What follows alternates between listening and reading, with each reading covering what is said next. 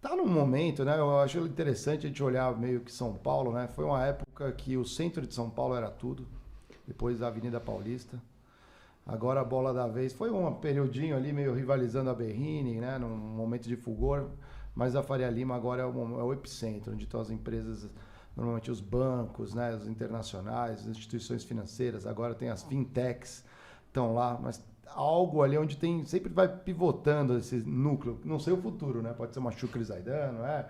Já foi nas Nações Unidas, não deixou de é? ser já também um pouquinho. Né? Nunca espalha, sempre tem um foco, né? Agora, Faria Lima, que era um nome de avenida, virou um negócio, você já entende o que estamos falando, só né, pela síntese, né, da avenida. O que o professor consegue ajudar a gente a entender essa conexão entre os escândalos que estão sendo deflagrados, esse é do Banco Master, talvez com o crime organizado infiltrado nas instituições, e como o governo está agindo. Você tem visto, se puder botar de pano de fundo isso e comentar um pouco do que você tem observado, ajuda a gente. É interessante que até que eu tive aqui com vocês, né? Vocês me convidaram para ser o co-host com o Valfrido É verdade. Vardi, né? E a gente, naquela ocasião, comentava, né, essa preocupação. Ele tem um livro que fala sobre isso, a segurança pública, né? De como o crime organizado está se infiltrando no Estado, né? Foi como uma profecia, tá, né? Parece como uma profecia. Toda essa preocupação, inclusive vários projetos que o Valfrido, da parte jurídica, tenta tocar para tocar projetos de lei, que inclusive tem a ver com essa integração de segurança pública com a União, Estado e municípios, né? E aí, coincidentemente, aconteceu vários eventos ali que confirmam o que ele falou, né? Primeiro, essa mega operação no Rio ali, que comprovou que o governador tentou fazer aquilo sozinho, não quis a participação da União, e foi aquele massacre ali, né? Independente da ideologia, aquilo não pode ser considerado um sucesso, né? Até porque você não atacou o coração do crime organizado, né? Um pouco antes tinha acontecido uma mega operação na Faria Lima, né? Deflagrada pela Polícia Federal, que chegou lá, acho que 40 bilhões que o crime organizado, né? O PCC estava lavando junto ao mercado financeiro, porque, como disse o Valfrido, chega em determinado ponto, o volume de dinheiro é tão grande que o crime organizado movimenta que não tem como ele não passar pelo sistema financeiro, né? Diferente lá, na época que era só o jogo do bicho, que é o dinheirinho que recolhia nas banquinhas, né? E tal, guardava dinheiro mesmo, e esse dinheiro circulava só naquele setor da comunidade, naquele setor da sociedade, no máximo na cidade, dentro do estado, mas chega num volume tão grande que ele precisa passar em algum momento no sistema financeiro. Não tem como você guardar embaixo do colchão, né? 40 bilhões.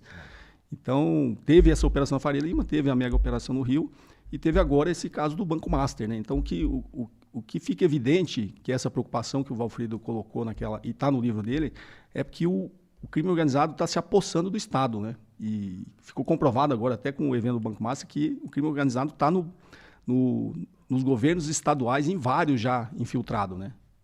Até o que prova o contrário, não se mostrou ainda uma efetiva infiltração no governo federal, né? Na União. Então... Talvez no legislativo. No legislativo, com certeza, né? O caso principalmente do Banco Master comprovou aí as ligações políticas, né? Que o tal do Daniel Vorcaro tinha com políticos para fazer valer os seus interesses, né?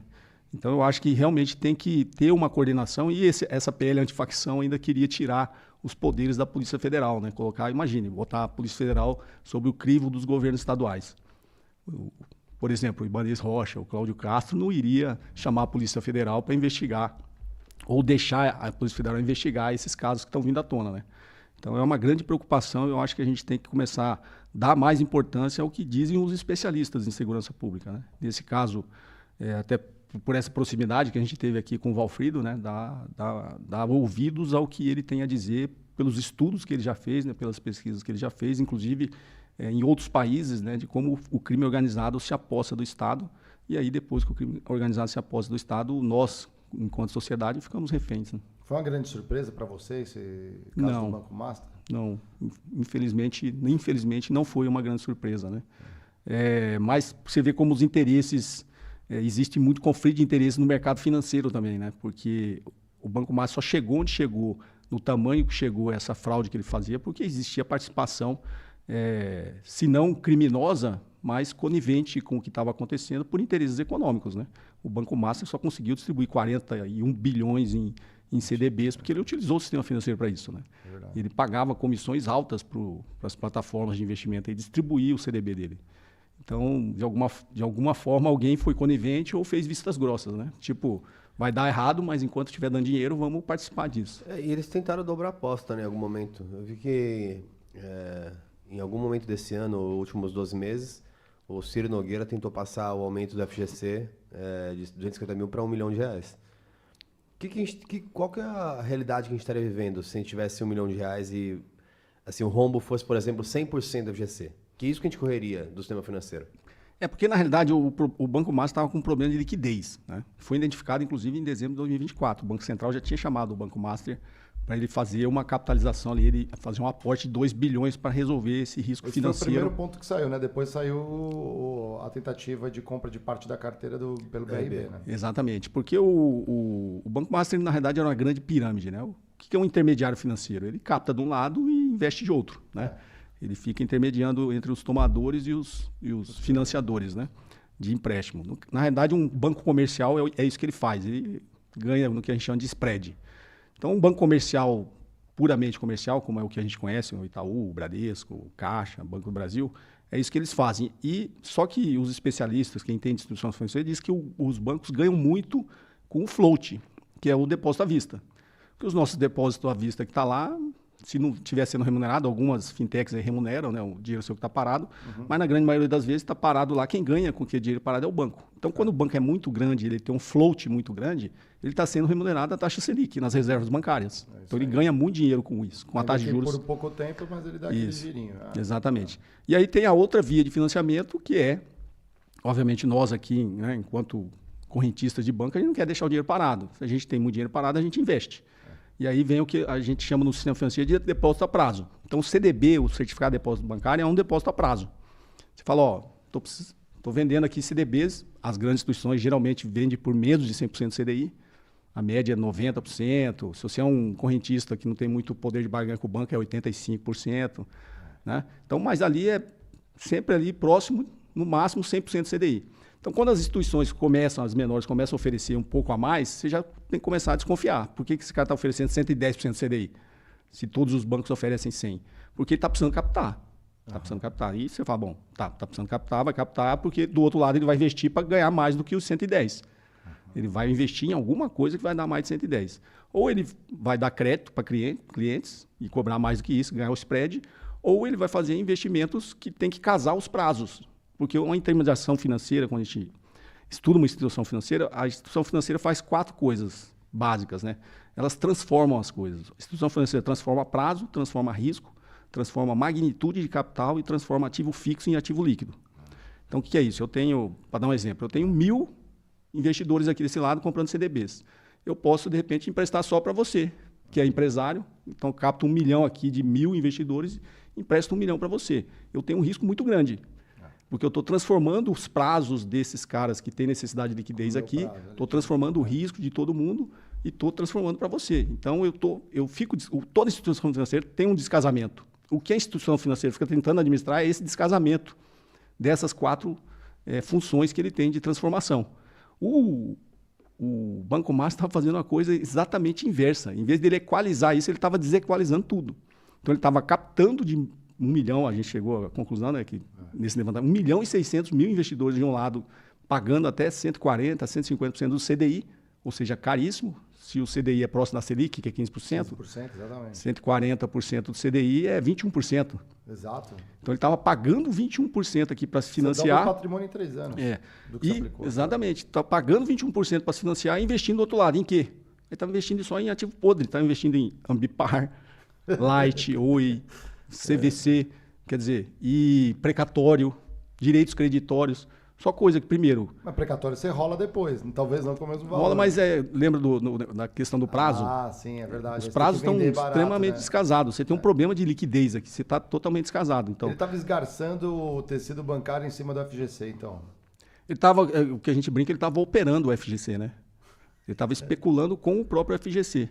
Porque as regras, agora o Banco Central já está mudando isso aí, mas as regras permitiu que ele fizesse isso, né? E voltando ao que você falou do Ciro, o que o Ciro Nogueira queria fazer? queria aumentar o limite do FGC de 250 para 1 milhão, porque isso é aumentar a capacidade do Banco Master de se captar, ainda quadruplicar a capacidade do Banco Master de captar via FGC, porque é um discurso de venda muito fácil, né? Você fala, ó, compra um CDB aqui, 250 mil está garantido. Se eu quebrar, você... O próprio Mário ele falou assim, eu falei, você tem alguma coisa, Mário? Ele falou assim, não, tem alguma coisinha em CDB. Aí eu falei assim, mas quanto você tem? Ele falou, não, tô seguro tô abaixo do FGC. Então, se era natural, não era uma coisa que é só a venda, mas as pessoas mesmo usam isso para se proteger, pô, normal. Sim, então, mas aí vamos separar as coisas, que é muito legal. Hoje, sabendo-se da prática do Banco Master, a gente fala assim, pô, aumentar isso obviamente traria, né, um rombo muito maior. Mas isso também não impede de comentar, e acho que é interessante ter um ponto de vista sobre o quanto um investidor brasileiro está protegido, porque até onde eu sei é por instituição e CPF, certo? Sim. O que você tem, né, ali como garantido. Esse valor não é reajustado há um tempão. Então, assim, achata também o poder de investimento para quem não quer tomar risco. Ou seja, ele não jogaria contra. Não estou nem julgando seu. Precisa ser 1 milhão, pode ser 500 mil. Uma tabela de imposto de renda, tudo, né? Exatamente. O ajuste das tabelas. Não deveria ter um ajuste nisso daí? Não, porque, veja bem, o Fundo Garantidor de Crédito é privado, é um fundo privado. Entre os bancos. Que é mantido pelas instituições financeiras. Isso. Então, foi um fundo criado para realmente dar uma garantia para que as instituições tivessem mais capacidade de financiamento, de captar. Porque é um seguro, é como se fosse um seguro. Ó, pode comprar o meu CDB que se eu quebrar e tal. Então, era um acordo das instituições financeiras criar o Fundo Garantidor de Crédito para aumentar a capacidade do sistema de captar dinheiro. Né? Administrado pelo Itaú, se não me engano, né? Todas as instituições colaboram um pouco e, se não me engano, eles têm ali um acordo entre eles que eles vão revezando ali os bancos que administram o Fundo Garantidor de Crédito. Então, é uma coisa benéfica, fornece essa proteção para o pequeno investidor, mas o sistema financeiro tem interesse disso, que isso aumenta a capacidade de captar.